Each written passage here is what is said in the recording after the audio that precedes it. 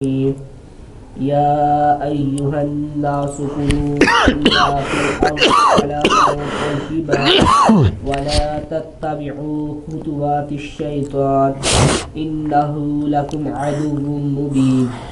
اے ایمان والو، کھاؤ زمین میں جو حلال پکیزہ ہے، اور شیطان کی قدم پر قدم نہ رکھو، بے شک وہ تمہارا کھلا دشمن ہے۔ انما یأمرکم بالسوء والفحشاء وان تقولوا علی اللہ ما لا تعلمون، اور بے شک وہ تمہیں حکم دے گا بدی اور بے حیائی کا، اور اللہ کہے گا وہ جو تمہیں حکم دیتا ہے برائی اور بے حیائی کا، وہ تمہیں بے شک وہ تمہیں حکم دیتا ہے برائی اور بے حیائی کا، اور کہے گا کہو اللہ پر جو تم نہیں جانتے۔ وَإِذَا قِيلَ لَهُمُ اتَّبِعُوا مَا أَنزَلَ اللَّهُ قَالُوا بَلْ نَتَّبِعُ مَا أَلْفَيْنَا عَلَيْهِ آبَاءَنَا أَوَلَوْ كَانَ آبَاؤُهُمْ لَا يَعْقِلُونَ شَيْئًا وَلَا يَهْتَدُونَ، اور جب ان سے کہا جائے کہ جو اللہ کا اتارا ہے اس کی اتباع کرو، تو وہ کہیں گے ہم تو اس کی اتباع کریں گے جو ہم نے پایا اپنے جس پر ہمارے باپ دادا نے پایا، جس پر ہم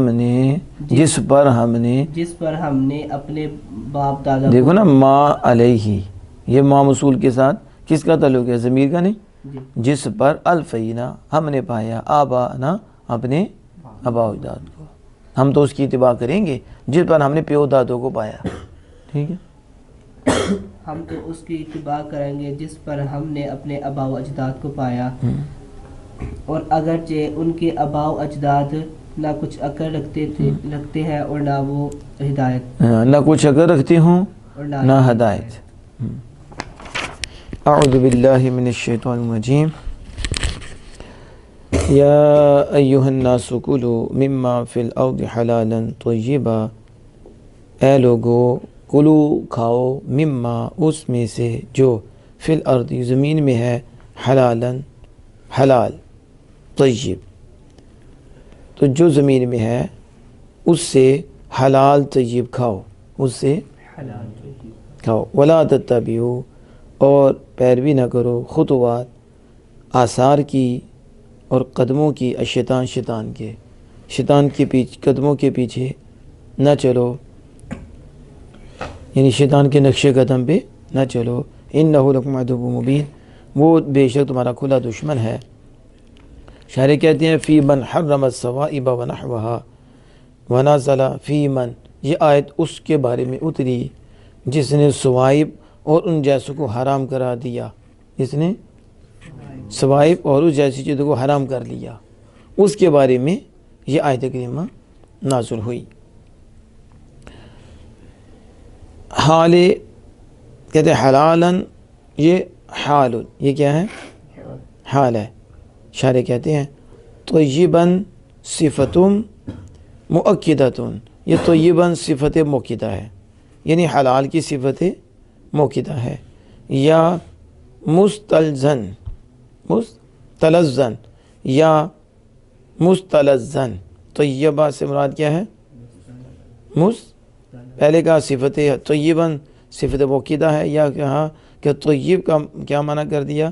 مستلزن، یعنی جس سے لذت حاصل کی جاتی ہے، حلال جس سے لذت حاصل کی جاتی ہے، جسے پسند کیا جاتا ہے۔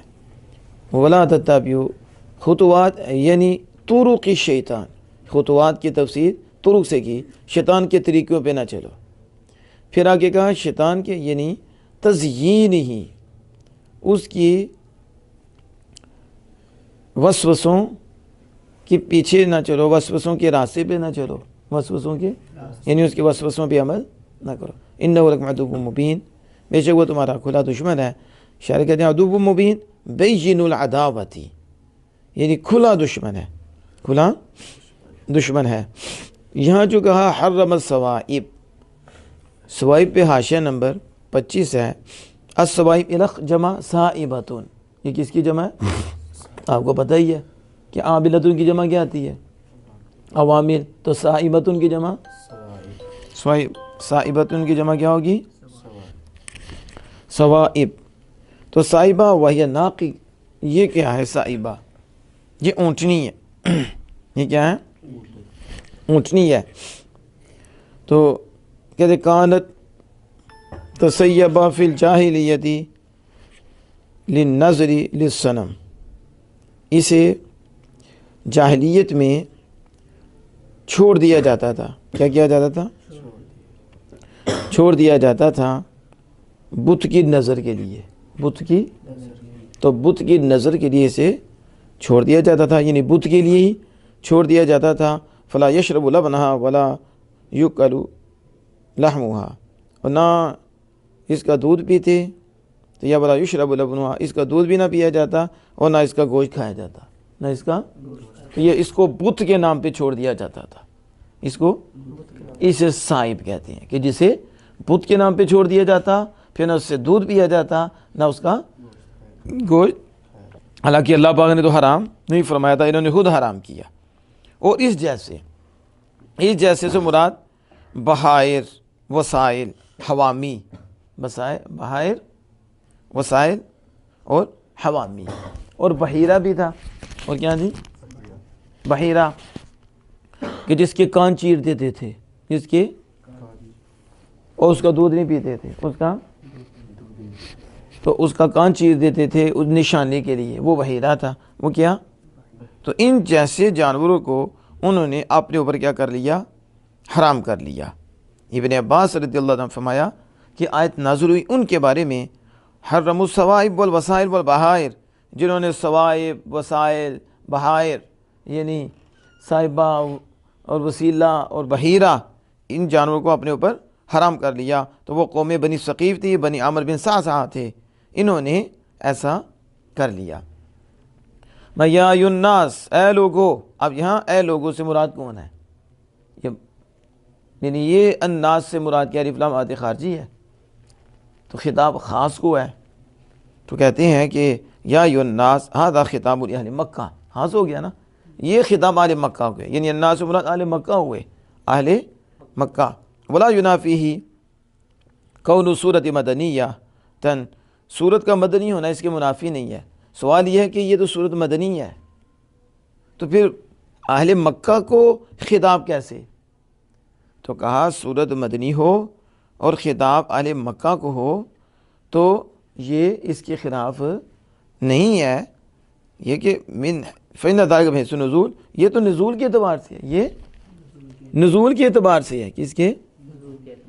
کہ جو ہجرت کے بعد آیات نازل ہوئی، جو قرآن نازل ہوا وہ مدنی ہے، وہ چاہے مکہ میں ہوا ہو، لیکن ہجرت سے پہلے جتنا بھی قرآن اترا ہے وہ مدنی ہے۔ کہا یہ نزول کے اعتبار سے ہے، تو صورت مدنی ہو اور خطاب مکی کے ہو، یہ مدنی صورت ہونے کے خلاف نہیں ہے۔ اس کی سمجھ آ گئی؟ تو یعنی یہ مکہ کے کافروں جنہوں نے یہ حرام کیا ہوا تھا، یا کھاؤ اس میں سے جو زمین میں ہے حلال، کیا؟ حلال۔ یہ جو کہا حلال جو ہے، یہ شاعر یہاں کہہ رہے ہیں حال ہے، کیا ہے؟ تو مما فی الارض، حاشیہ نمبر 27 کہتے ہیں حال عما فی الارض، کس سے؟ ما فی الارض سے حال ہے، کس سے حال ہے؟ ما فی الارض سے حال ہے۔ اور بعد کبھی کبھی اس حلال کو مفعول بھی بنایا جاتا ہے، اور بعد میں اسے مفعول بھی بنایا، اس سے یہ بھی پتہ ہے مما فی الارض، مما، تو مما فی الارض میں من جو زمین میں ہے، ٹھیک ہے، وہ حلال، تو حال، تو بعد نے کہا حلالا مفعول بھی ہے، بعد نے اسے یعنی کھاؤ اس میں سے جو زمین میں حلال ہے، تو حلال کھاؤ جو ستھرا ہے، سمجھ آ رہی اس کی؟ تو مفعول بھی بنایا، اور اس کا کہنا مما فی الارض حال من حلال، اور شاعر کا کہنا کہ مما فی الارض حال ہے، اس کا حال ہے کس سے؟ حلالن سے، کس سے حال ہے؟ یعنی حلالن سے۔ ایک تو وہ بھی میں نے بتایا کہ بعد نے مما فی الارض کو ذلال بنایا اور حلالن کو حال بنایا، حلالن کو لیکن شاعر کہتے ہیں کہ یہ مما فی الارض حلالن سے حال ہے. کس سے؟ حلالن سے حال ہے. تو جب حلالن سے حال کہیں گے تو پھر کہیں گے ظاہراً تو جو ذل حال ہے مما فی الارض یہ تو مقدم ہے. کس سے؟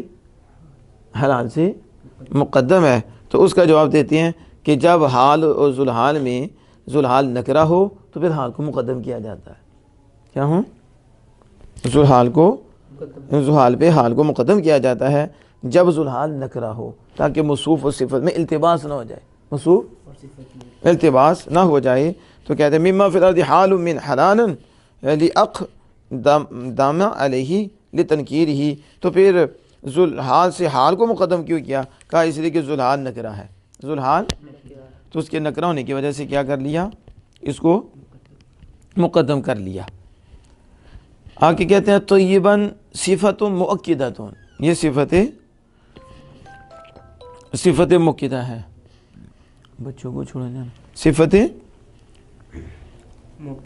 مؤکدہ ہے.